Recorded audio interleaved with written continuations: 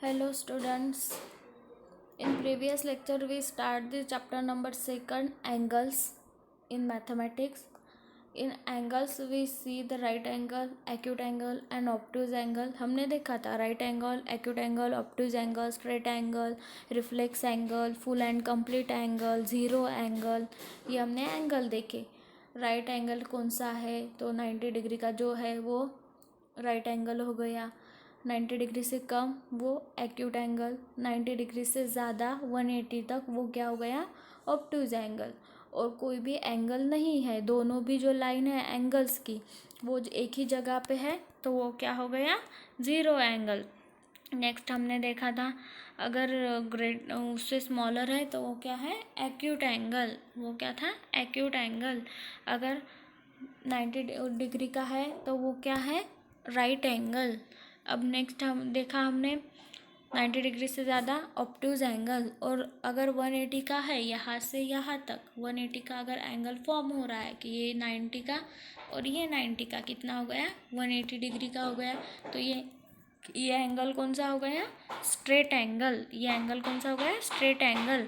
अगर 180 से ज़्यादा है एंगल 180 से ज़्यादा है तो वो क्या हो गया रिफ्लेक्स एंगल. ये क्या एंगल कौन सा हो गया यहाँ पे रिफ्लेक्स एंगल. अब नेक्स्ट हमने देखा था अगर पूरा एंगल नीचे घूमकर अपने अपने जगह पे आ रहा है तो वो कितने डिग्री का हो गया 360 डिग्री का हो गया. पूरा सर्कल घूम रहा है वो तो 360 डिग्री का हो गया. तो उसको क्या बोला था हमने कौन सा एंगल होता है वो full and complete angle. Full and complete angle. उसमें हमने देखे थे कि कौन से चीज़ों में एंगल फॉर्म होते हैं. फिर हमने प्रॉब्लम सेट 2 सॉल्व किया था पिछले लेक्चर में. अब हमको आगे का पार्ट देखना है तो हमने प्रोटेक्टर कंपास स्केल रूलर ये भी पार्ट देखा था कि तुम्हारे जो भी कंपास बॉक्स है उसमें ये पूरा सामान रहता है. उसमें कंपास रहता है सर्कल ड्रॉ करने के लिए, स्केल रहती है लाइन ड्रॉ करने के लिए और एंगल ड्रॉ करने के लिए ये प्रोटेक्टर रहता है. अब आगे तुमको सेट स्क्वायर ये भी तुम्हारे कंपास बॉक्स में रहते हैं दोनों. इसमें एंगल ड्रॉ करने के लिए हमको यूज़ होता है 90 डिग्री का, 30 डिग्री का, 45 डिग्री का, 60 डिग्री का. ये एंगल ड्रॉ करने के लिए हमको सेट स्क्वायर की ज़रूरत होती है. फिर बाद में डिवाइडर में हम एंगल मेज़र करते हैं और डिस्टेंस मेज़र करते हैं. दो लाइन में कितना डिस्टेंस है, दो पॉइंट में कितना डिस्टेंस है वो हम इससे मेज़र करते हैं. अब आगे the line N angle bisector. Angle bisector देखा हमने बाइसेक्ट कैसे करना दो एंगल एक एंगल को. तो हमने वो देखा है कि अगर हमने ये लाइन निकाली है नीचे की. अब हमको एंगल हमने ये निकाला 30 डिग्री का. सपोज ये एंगल कितने डिग्री का है 30 डिग्री का. यहाँ पे पॉइंट है ओ, यहाँ पे पॉइंट है बी, यहाँ पे पॉइंट है सी. तो इतना जो डिस्टेंस होता है वो लेकर यहाँ पे कंपास का वन साइड रखते हैं और पेंसिल से यहाँ पे मार्क करते हैं. फिर बाद में सेकंड पॉइंट यहाँ पे रखते हैं और यहाँ पे मार्क करते हैं सेकंड इसकी. अब यहाँ पे हमने इसका जो साइड का टोक है वो यहाँ पे रखा और इसको मार्क किया. फिर बाद में जो भी ये कॉर्नर यहाँ पे एंगल फॉर्म हो रहा है तो यहाँ से एक स्केल और रूलर से एक लाइन स्ट्रेट लाइन निकालनी पड़ती है. तो अब यहाँ पे पॉइंट मिल रहा है हमको सपोज पॉइंट डी. तो ये पॉइंट अगर हमको मिल गया अब ये एंगल बाइसेक्ट हो गया है तो इसको क्या कहते हैं बाइसेक्टर लाइन. अब हमको आगे का पार्ट देखना है तो देखो क्या दिया है. Let us see how to use the geometrical instrument to construct the geometrical figure.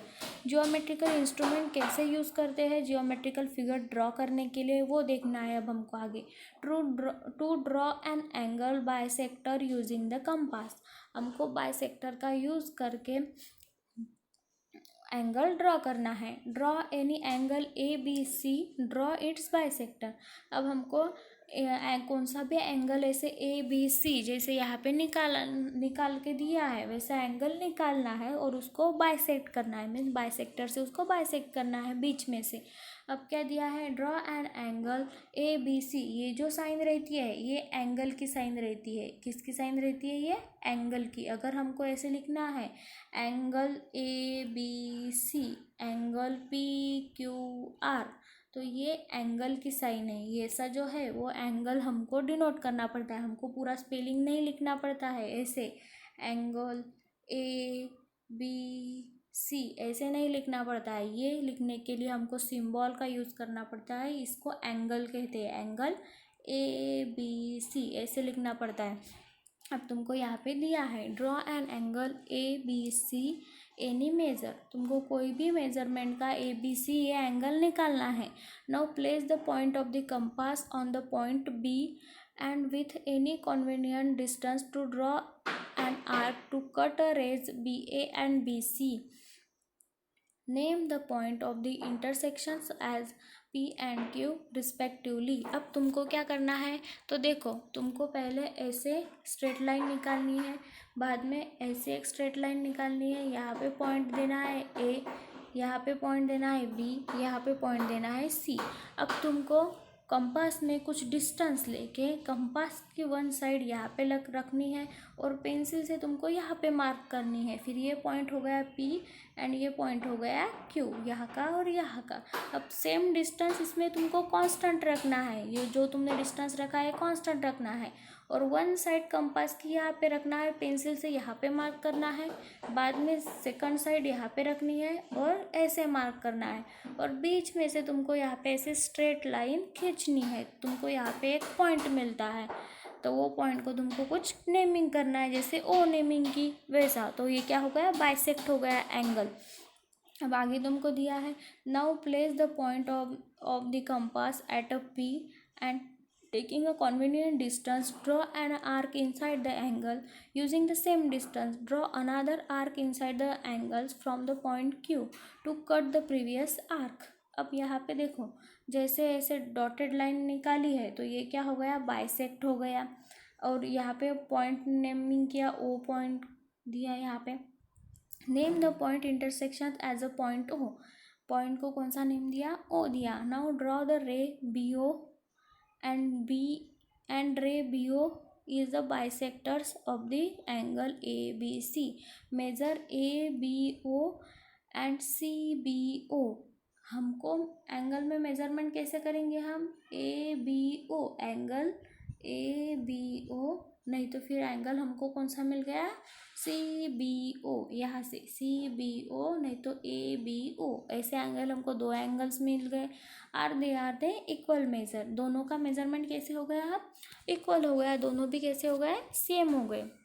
अब आगे तुमको दिया है to construct and the angle equal in a measure to given a angle using the compass and the ruler. तुमको ऐसे angles construct करने हैं और उसका मेज़रमेंट करना है, कंपास और रूलर का यूज़ करके एंगल ड्रॉ करना, उसका मेज़रमेंट करना है। Look at the given angle ABC in the figure along a side, draw the angle PQR equal in a measure, draw a ray QR, place the compass point at a vertex B of the angle ABC and taking a convenient distance draw and the arc to cut the rays BA and BC at the point D and E respectively, using the same distance again place the compass point Q and ray QR and draw and the arc. Let this arc cut the ray QR at the T। now place the point of the compass at a point E and open the compass to a distance equal to DE। यहाँ पे देखो यहाँ पे कैसे किया है, पहले ऐसे एंगल निकाला AB और C, ये क्या हो गया, एंगल हो गया। अब इसमें से कुछ सम डिस्टेंस लिया और यहाँ पे ऐसे आर्क निकाली, तो इसको नेमिंग किया E, इसको नेमिंग किया D। अब इसको मार्क किया, ये हो गया। फिर बाद में सेकंड क्या किया, यूजिंग द सेम डिस्टेंस, उसमें से सेम डिस्टेंस लिया, QR ये निकाली, QR ये क्या निकाली, वन लाइन निकाली, जैसे QR हो गया। फिर सेम डिस्टेंस लेके उसको T कर दिया, अब T कर दिया तो ये क्या हो गया, PQR ये हो गया। तो रेस कौन सा है, ये QR है, T क्या है, जो ये आर्क को कट कर रही है, दोनों इसमें डिस्टेंस बढ़ा रही है, जैसे QT हो गया और सेकंड QR हो गया। ये दोनों में डिस्टेंस, दोनों में डिवाइड हो रही है ये लाइन, ये जो रे है वो दोनों इसमें डिवाइड हो रहा है। Now place the compass point on the point T.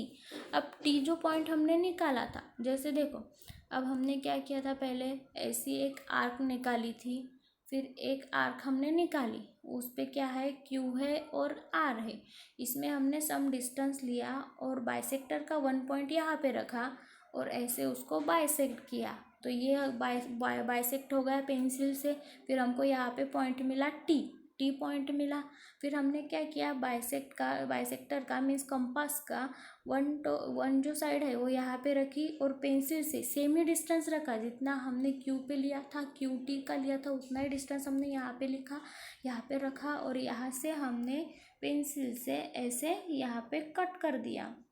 अब यहाँ से हमने इसमें से लाइन खींची, ये हमको पॉइंट मिल गया यस, ये दोनों इसमें डिवाइड हो रही है लाइन, फिर ये पॉइंट हमको मिल गया यस। तो यहाँ पे क्या हो गया, एक हमने पी पॉइंट लिया। अब देखो अब आगे कैसे दिया है तुमको, सेम दिया है ये, यहाँ पे देखो जैसे हमने निकाला वैसे। Using the distance equal to D E draw and the arc to cut the previous arc at a S. Arc को कट किया यस से। Draw and rays Q S any point P on the rays Q S. फिर Q S को draw किया और point P लिया, उसको bisect किया। Using the protractor verify that the angle P Q R so form is the same major as A B C. फिर P Q are जो हमने निकाला है, जो भी हमने एंगल निकाला है पी क्यू आर, वो ए बी सी से सेम है क्या, वो हमको मेज़र करना है कि दोनों सेम एंगल है क्या, जो हमने अभी निकाला वो पी क्यू आर का और वो ऊपर का, दोनों का हमको मेजरमेंट करना है कि सेम है क्या। Now try this, construct and the angle bisector to obtain and the angle of the 30 degree. हमको एंगल यूज़ करना है, एंगल निकालना है 30 डिग्री का। First construct an A B C to measure a 60 degree. Use the compass and the ruler to bisect angle A B C. What is measure of each angle so far, verify using the protector.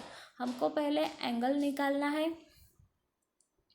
पहले हमको angle निकालना है ए B सी, जिसका measurement 60 degree होना चाहिए और उसको हमको हाफ हाफ में बाइसेक्ट करना है बीच में से, जो 30 डिग्री का होना चाहिए। नाउ नेक्स्ट दिया है, construct and the angle bisector to draw and the angle of the 45 degree. 45 degree का हमको एंगल निकालना है। Draw two intersecting the lines perpendicular to each other. Construct and the angle bisector to get a angle of the 45 degree. हमने जो second P Q are निकाला था, P Q are और उसको जैसे बाइसेक्ट किया था, वैसा हमको अब 45 डिग्री का एंगल्स निकालना है, जो हमको नोटबुक में ऐसे ड्रॉ करना है कि अगर मैंने ये लाइन निकाली, सपोज ये एंगल क्या, ये लाइन मैंने निकाली क्यू आर, अब मैंने कुछ सम डिस्टेंस लिया, इसमें से डिस्टेंस लिया और यहाँ पे मार्क कर दी, फिर सेम डिस्टेंस लेके यहाँ पे इस जो मैंने टी नेमिंग किया, जो यहाँ पे मार्क कर दिया। अब मैंने यहाँ से ऐसे लाइन उसको ड्रॉ कर दी, तो ये लाइन ड्रॉ हो गई।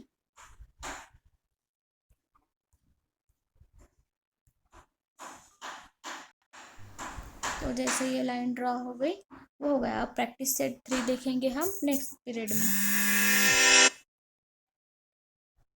Thank you.